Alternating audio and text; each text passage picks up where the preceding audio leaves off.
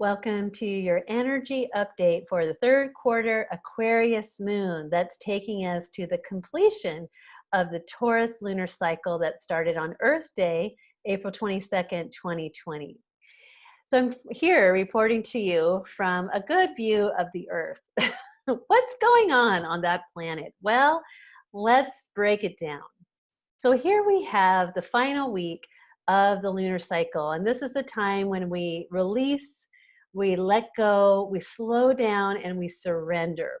We surrender to the divine, and we release all that no longer serves us from this Taurus lunar cycle. Now, go back to the energy updates. Go to my blog on lunarladies.com to get to reflect. Listen to episode 8 and 9 of my WTF, what the frequency podcast to help you go back in time to review, reflect, and let go. What did you learn? How did you grow? Where did you get stuck? Where are you kind of still and repeating those patterns? Because now we're in the midst of 4 retrograde planets: Pluto, Saturn, Venus, and Jupiter as of today, May 14th.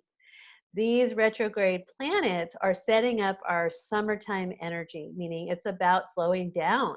It's about reviewing, taking stock, refining, redoing lessons, taking this time to really get it right.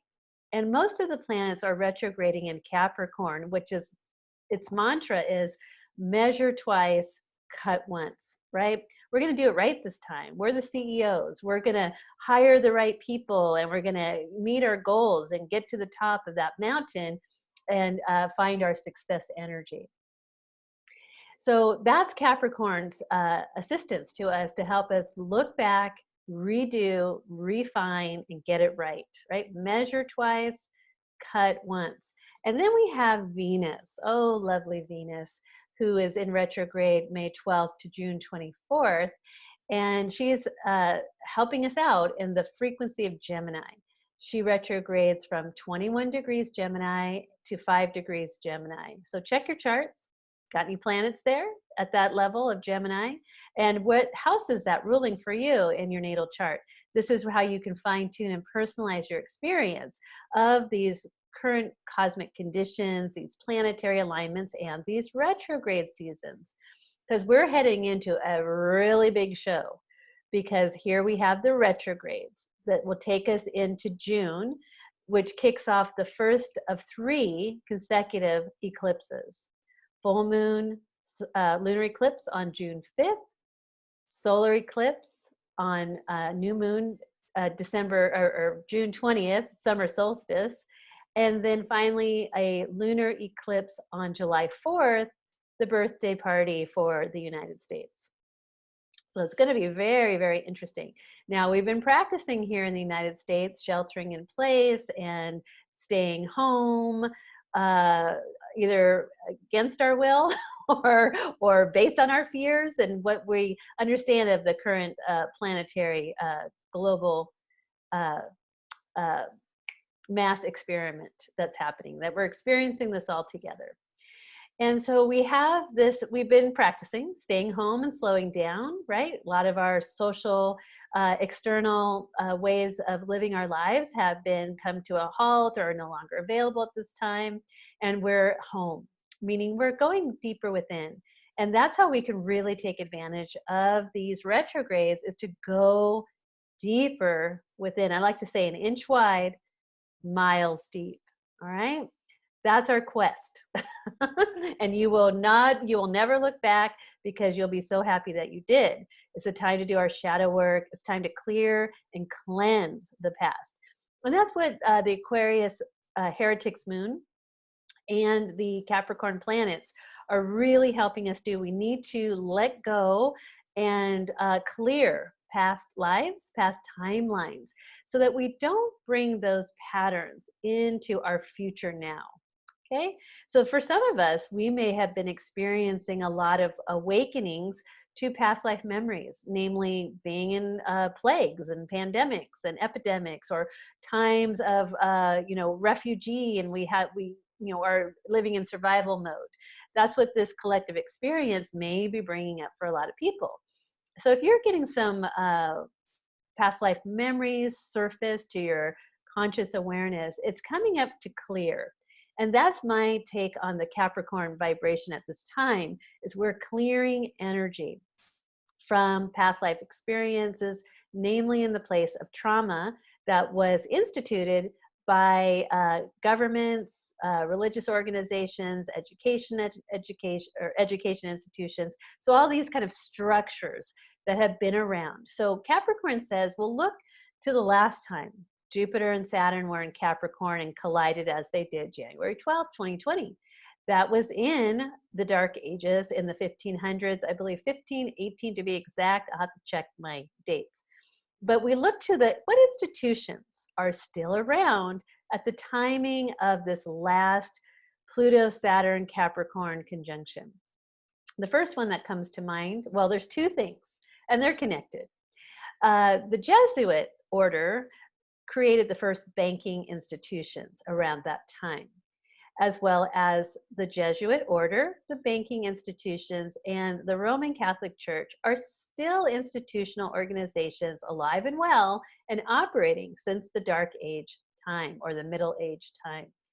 And so we turn the spotlight in that direction because these are institutions that are in need of change, remodeling, updating. It's 21st century, what's going on? And how deep does their control and their influence still is a part of our lives today?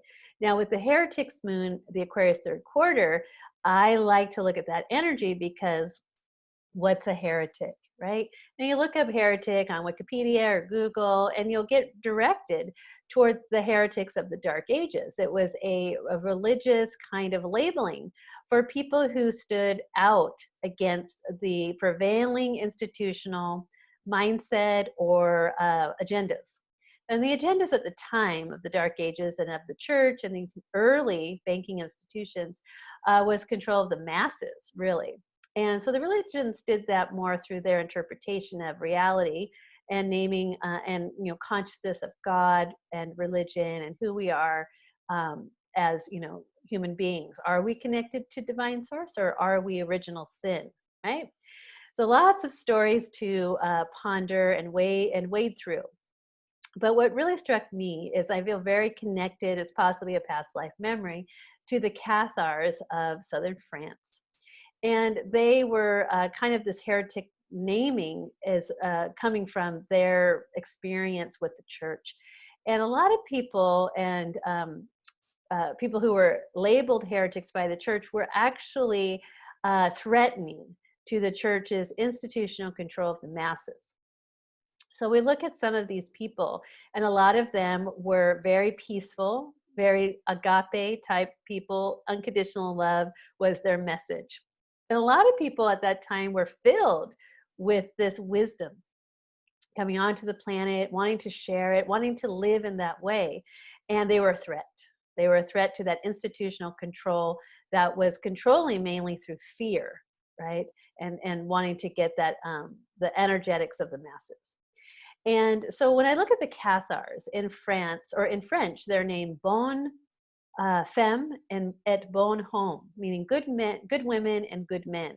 And so they were a group that were living in harmony with each other under the spirituality that they observed as the way that the world works, and in nature, in harmony. They grew their own food, and they were considered good women and good men.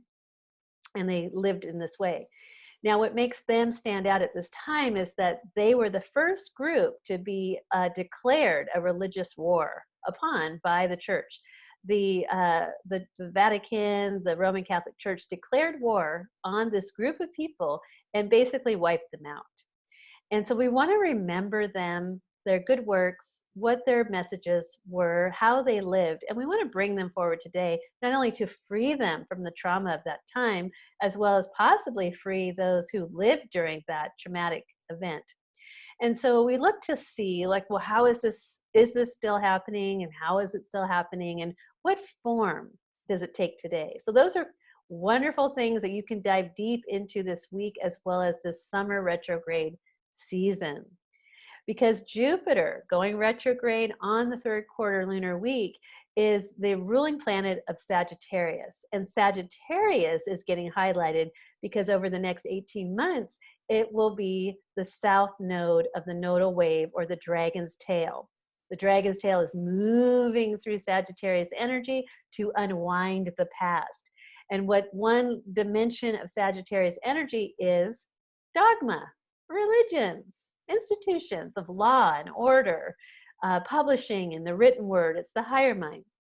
And so at 29 degrees Sagittarius, where the south node, dragon's tail, is at this time when Jupiter goes direct, is 29 degrees Sagittarius. And we look at that through the eyes and the lens of the Sabian symbol.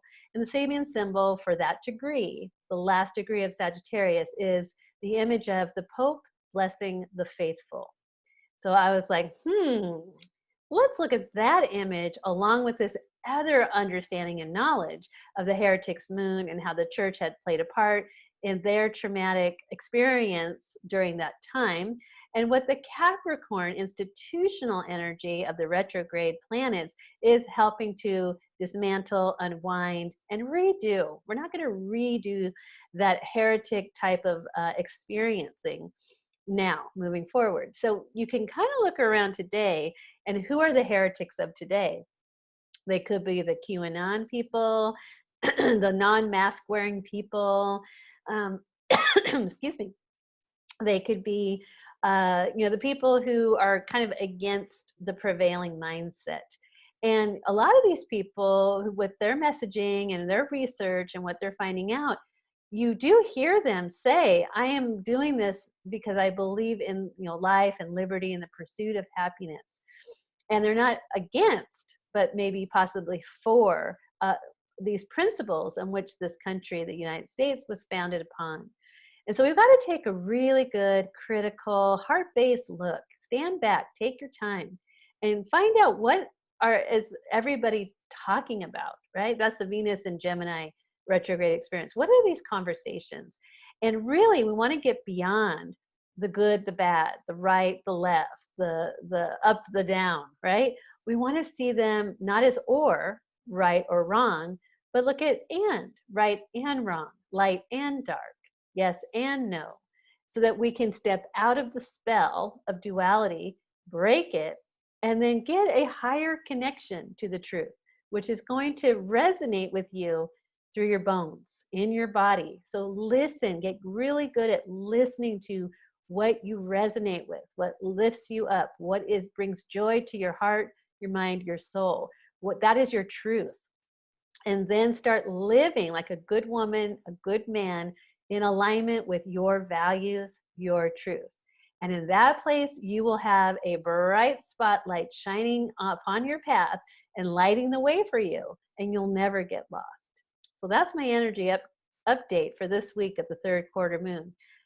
Check back next week when we're going to head on over to the new moon. We'll have a new moon podcast, episode 10, an energy update of this Gemini lunar cycle and what all that has to bring for us, and much more. So make sure that you subscribe to my YouTube channel, lunarladies.com. Go to the website, get on the email list so that you can hear what's happening, get really good discounts and cool stuff and tips coming to you weekly through the weekly newsletter, as well as follow me on other social media platforms like Twitter, Instagram, and Facebook. Thank you. See you next week.